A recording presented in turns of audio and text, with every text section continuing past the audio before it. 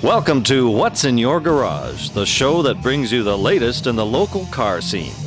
In this episode, we meet members of Regina's Ford Club at their summer show and shine and see why Henry Ford is the father of modern automotive manufacturing. Then, we'll take you up close to see a Roush Performance team finish supercharging their customers' Ford half-ton. Later, we'll meet crew members from American Hot Rod as they discuss what goes into the making of one of TV's most successful car shows. Then, rediscover the Ford GT as Percival's Ty Apperly shows us this remake of a Le Mans legend. Finally, we'll explore this week's garage. Only this garage is a reflective journey back into the 60s and the sports car enthusiasts of that time. Hi, I'm with the Saskatchewan Ford Mercury Club. This is our 14th annual spring show. It was actually supposed to be in June, but it looks like we rescheduled July. Fantastic day. It rained on us. We've got about 40-some cars. Our club is dedicated to new and old Fords, Ford powered. That could be Mercurys, could be Lincolns, could be any kind of vehicles from the Ford family. Today we're everything from Mustangs to Cougars to big full-size Fords, Thunderbirds, and it's just a bunch of good time and a bunch of people getting together, enjoying each other's company and enjoying Fords. We've got a couple prizes today. One is Participant's Choice, and that's everybody that's got a car in the show today would vote for their favorite car. Second one is Truck Awards, so if there's some trucks here, that's a popular vote. People just walking through would vote. And then lastly is People's Choice. And that's all the public walking through today are given a ballot. They write the car number down for their favorite car. At the end of the day, they win a plaque. Everybody was also provided with a dash plaque to put on the car, sort of commemorate the day, and that's pretty well about it.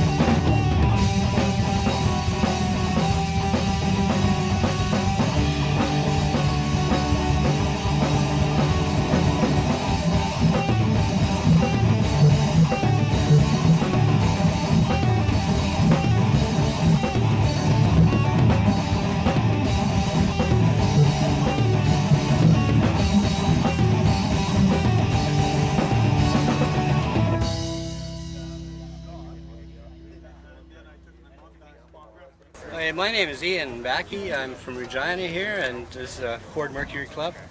This is my 64 Ford Galaxy 500 XL. I've had it for about 6 or 7 years, and it's taken me quite a bit of time to do the work on it and get it ready to show. A lot of help from friends and people that I know in the business, and had it painted and got the interior done, and basically fixed it up like I would have years ago if I could afford it when I was a kid in the 70s with the old Krager mags and the interior gauges, and basically just put it together and got some bumpers re-chromed and fixed it up the best I could on, of course, a low budget sort of thing, but I have fun with it, showing it and traveling around.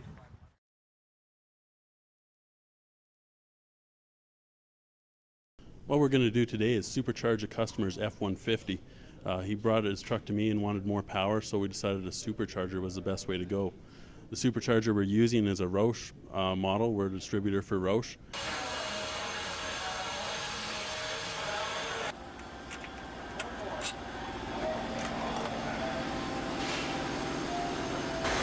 Installing the intake air temperature sensor. Just torquing the last bolt on the fuel rail. We got the intake on, fuel on, all the connectors are in. Next step is put the supercharger on. Well, I need those gaskets. The supercharger goes on next, the alternator, the belt, and then I can put the belt drive for the supercharger on. So everything hinges on the supercharger installation? Yeah, it's next. It needs to go on next. It'd be nice. I knew we should have ordered some, kept them in stock. We're back with our supercharger build. We're just doing our final assembly. We're just getting ready to install the air intake and the cold air filter. After that, we'll install our PCM, and we should be able to fire this up and see how it sounds. Final step is to put on the K&N air filter. This is a reusable filter. It uses oil as a trapping device instead of just pleated paper. It's reusable, it's washable, it flows more air than a stock air filter does, and it just adds to the overall performance of the motor. It takes that cold air, puts it into the motor a little more efficiently than a paper element would. We have our PCM back from Roush. They reflashed it, reprogrammed it, so it's all ready to go into the truck. We're going to go ahead and do that right now. So is there much to the installation? Oh, simple as bolting it in, hooking up the connectors. You just want to make sure you're not statically charged. That'll erase the PCM on you.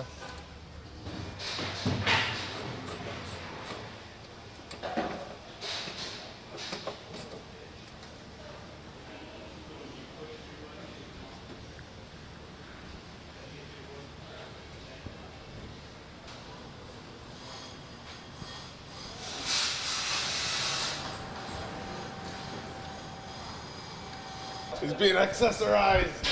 Now I can go faster. So we've done all our final inspection, our final hookups. We have no leaks. Everything fired first time and is running great. Next step is to take it out on a road test. We're driving along in traffic and the truck is still very streetable, has great manners.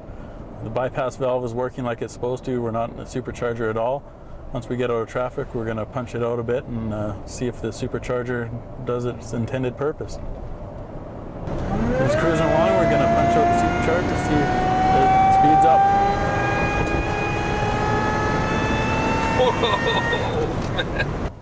Well, we're done with the customer's truck. Everything tests out great. The supercharger is working awesome. What a blast.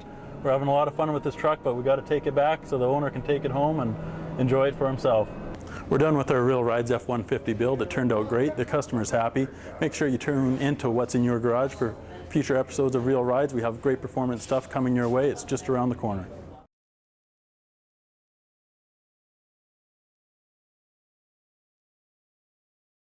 Okay, hi, we're here with Ian. He's with Boyd Coddington's TV show. What's the show called again? American Hot Rod. Well, how could I forget that? Everybody watches that show and just loves it. And what do you do with the show, Ian? I'm the producer on it. Well, tell us a little bit about that, Ian. What's that like? It's a lot of fun. The guys are a great group of guys to work with. They've completely opened their lives to us and haven't had any reservations and holding back. It's a really good show to work for. So where did you get the idea of working with Boyd Coddington and producing a show like that? Boyd Coddington is a legendary guy in the hot rod world, and there's no one else you can really go to. Really? Were you sitting up late one night and just said, I want to do something about hot rods or something like that? I wish I could take the credit for coming up with the creative side of it, but no, it's actually Craig Peligian from Pilgrim Films and Television who came up with the concept. Are you from, where are you from, California or Los Angeles? So what other show, are you working on any other shows or is this it? No, Boyd's crew keeps us busy 6-7 days a week. They work pretty much 14 hours a day in order to make their deadlines. Holy smokes, that's a lot of work for you guys. Are you actually doing shows right now? Are you producing cars right now? Tell us a little bit about some of the upcoming shows. Right now, Boyd's up against the deadline on a 1940 Ford, and has to deliver in 2 weeks, and it's pretty much in the same state as this car right now. So, in the next, we'll pick up another 15 episodes, so it'll be going on for another year or so. Oh, we really appreciate you taking the time to talk to us today, and good luck with the build here. Thank you very much. You bet. Take care. We're here with David, and David does the sound with Boyd Coddington's show here, and might as well get some of the background people, because I know a lot of you guys are watching, and gals are watching the show, and you're wondering who's doing all the production work and all the hard work here. We've got David, is that right? So what's it like, Dave, to be working on this show? It's pretty fun. You know, they keep us pretty busy. I've actually learned quite a bit about cars. I knew nothing about cars when I started working on this. So, but you know, I've been doing it since the beginning with Ian, and it's pretty fun. You learn a lot. How long have you been doing this show, actually? We did the first episode in 2003, so going on 3 years now. Really? So you're getting used to crawling under cars and looking at stuff and sort of, like, do you work a lot of long hours? Because sometimes the show seems to be going on till like the wee hours of the night kind of thing. Yeah, you know, there are nights when we go, you know, past 10, 11, 12, midnight.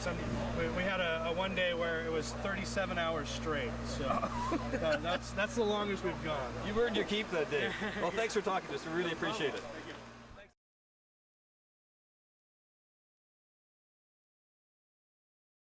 Hi, it's Bob Friedrich here at the Regina 2000 Car Auto Show, and I have Ty with me. And Ty, you're going to tell us a little bit about this beautiful Ford car. What kind of car have we got here, actually? This is a 2006 Ford GT. You know, there's something about the Ford GT. There's a little history. I don't know if you can tell us a little bit about why they brought it back in again. Sure. This car was made as a tribute to the Ford GT40 that Ford built in the 60s. The reason they built that car, they had a mission. They wanted to beat Ferrari at Le Mans. And did they do that at Le Mans? They did. They won the race. They finished first, second, and third. What's the motivation behind Ford to build this car? I mean, it's not a cheap car. I think it runs about $200,000. A little over $200,000. It's a very exciting time for Ford. There's great new products, and they just want to celebrate it with this car. It's engineering is at its best. There's good motors, good products, and this is a perfect example of what they're doing with Ford. Let's walk down the car a little bit and we'll talk to you. You can tell us a little bit about what you see here, actually. What stands out most on this car, of course, it's very low to the ground. It's smaller than it looks in a lot of pictures. Compact size, of course, it's set up for racing. What stands out is the rear motor of this car. The motor's in the back, of course. Transmission's in the back. For weight distribution, that motor produces 550 horsepower through a 6-speed transmission. The wheels the motor's in the back to transfer the power to the wheels quicker. Of course, adds more traction with the weight of the motor over the back. What size of wheels have we actually got on there? You got any idea what those are? They're an 18-inch rim. The diameter is 12 inches wide in the back and 9 in the front. There's a very wide tread on there. Very good tires. A Goodyear Eagle gets very sticky and sticks to the road very well. Fantastic. What's the gearbox in there? What have we got in there for a gearbox? It's a close ratio 6-speed gearbox. So your shifts, you keep your RPM, your power band within range. You never fall out of that. So when you're driving, I'm a guy who still talks in miles per hour. So when you're driving 30 miles an hour, what kind of gear are you going to actually be in the city of Regina? Well, since it's so powerful, it has enough torque that you could be in any gear. But if you want to go fast, you can drop down to second gear, and it'll shoot you double that in a matter of seconds. That's fantastic. Now, tell us a little bit about yourself, Ty. What do you do here? Well, I work for Percival Ford in Regina, and I'm a special products guy.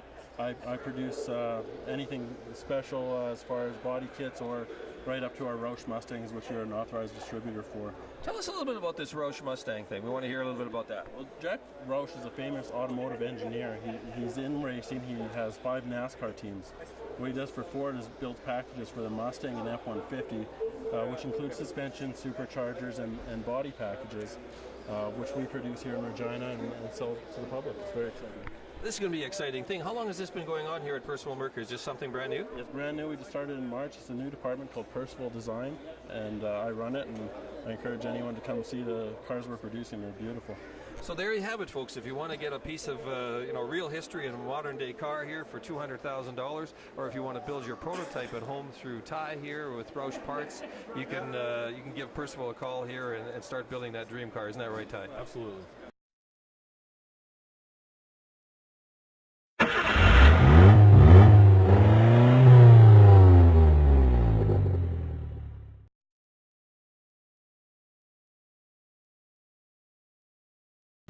Hello and welcome to What's in Your Garage. I'm Natasha and my co-host Emily is away this week.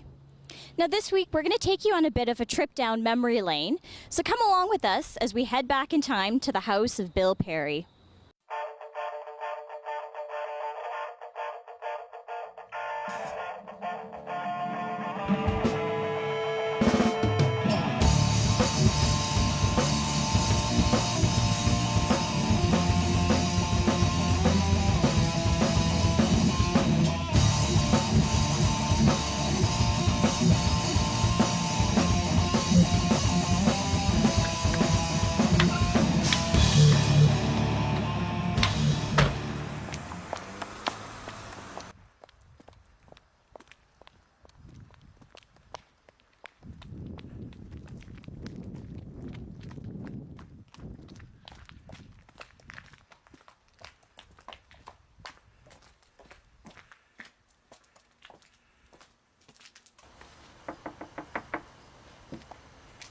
I should have done like Kramer.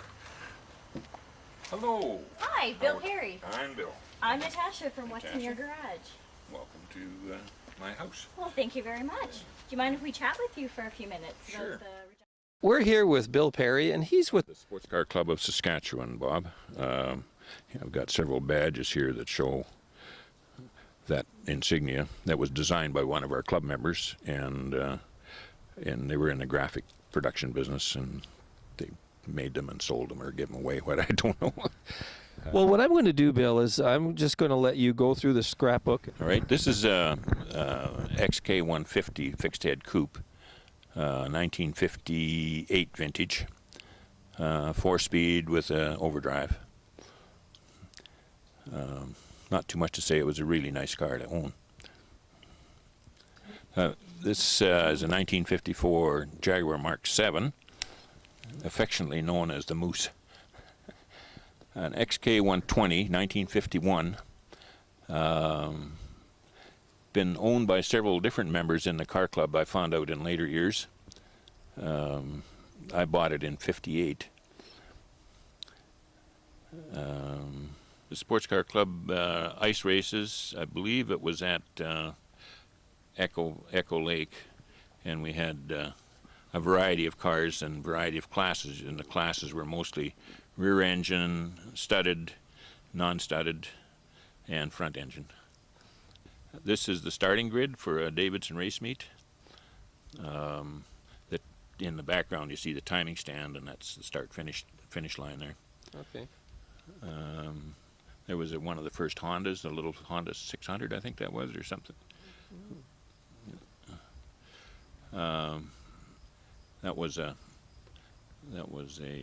Porsche RS60, came from Toronto. That's a famous driver, and I can't think of his name, even though he's famous. And that Honda again. And another shot of the starting lineup. There's an Austin Healey in the front row, and a TR, and I think that's the RS60 on the inside there. Okay. And then the RS60 Porsche again. Jaguar that's met its unfortunate accident on a hill climb out by Indian Head. XK120. In 1951, it set a world speed record on a highway in Belgium of approximately 120 miles an hour, which was pretty fast in those days. And it just had bias ply tires and standard engine. Whose car was this? This was my car. This was your car, Bill. Yeah. How long did you have that car for? I owned it for 5 years. Today, if you could find one, would be dozens of thousands of dollars anyway. I don't know, 50 plus in any condition. XK150. This was a checkpoint on a rally. The owner was Sam Burkich. Ivan Johnson has an Alpha,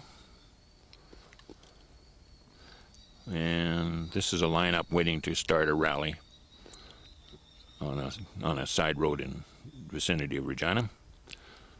And Barry Austin's MGA on a rally in the valley. Barry Austin and his MGA, and same. That one looks like a midget, but I can't tell what it is. This is a Jaguar XK140, a 1956 version, locally owned, and still owned by the same guy, as a matter of fact, to this day, and that's getting on 40 years now. Who's that? Murray Hogg. Beautiful car. Yeah. We had a Gymkhana at Davidson, and people would come in from all over. This fellow came from Eastern Canada, and he showed all the local guys how to drive. Dave McKenzie on the same Gymkhana with his 106 Austin Healey. This is a Volvo 544 on a rally. Okay.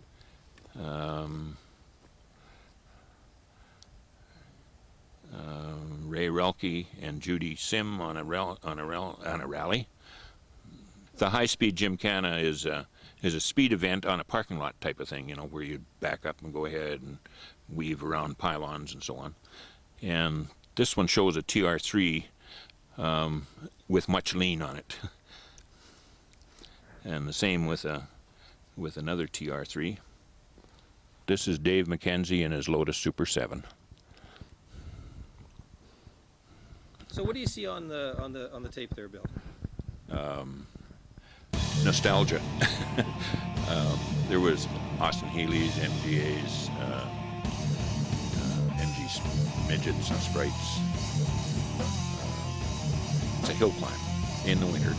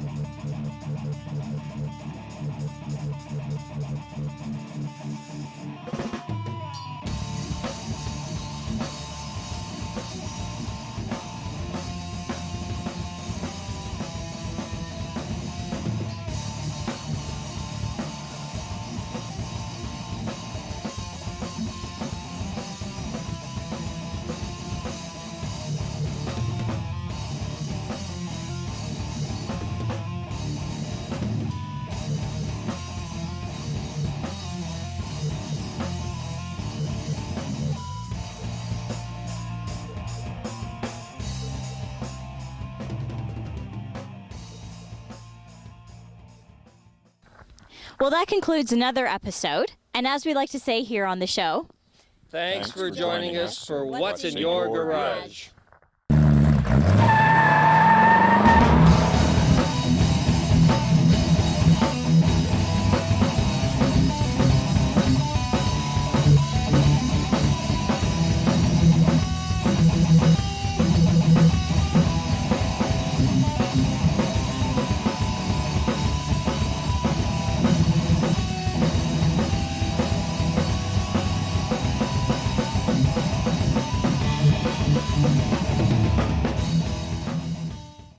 Thanks for watching. Join us for our next episode of What's in Your Garage.